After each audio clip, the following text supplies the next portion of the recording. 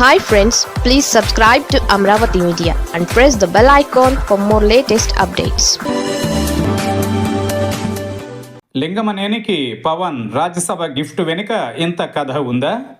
జనసేన రాజ్యసభ అభ్యర్థిగా ప్రముఖ పారిశ్రామికవేత్త లింగమనేని రమేష్ పేరును పవన్ కళ్యాణ్ ప్రకటించారు.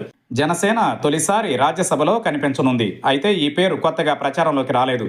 రాజ్యసభ ఎన్నికలకు సంబంధించి ఎప్పటి నుంచో లింగమనేని రమేష్ జనసేన అభ్యర్థిగా ప్రచారంలోకి వచ్చింది.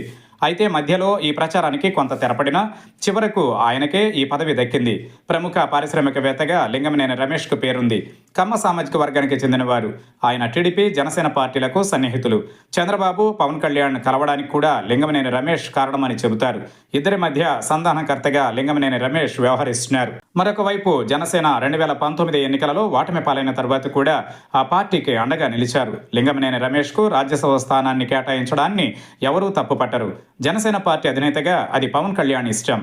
ఆయనకు నమ్మకమైన, ఇష్టమైన వ్యక్తులు ఎవరికైనా పదవి ఇచ్చుకునే అవకాశం ఉంది. అయితే సోషల్ మీడియాలో మాత్రం లింగమనేని రమేష్కు జనసేన తరఫున రాజ్యసభ ఇవ్వడాన్ని తప్పుపడుతున్నారు. పార్టీ కోసం కష్టపడిన వారిని కాకుండా జెండాను కొన్నేళ్లుగా మోసిన వారిని, డబ్బున్న వాళ్లను ఎంపిక చేయడంపైనే ఇప్పుడు జనసేన పార్టీ కేడర్ నుంచి అభ్యంతరాలు వ్యక్తమవుతున్నాయి. ఎన్ని అభ్యంతరాలున్నా జనసేనాని మాత్రం తాను అనుకున్న నిర్ణయాన్ని అమలు చేశారు.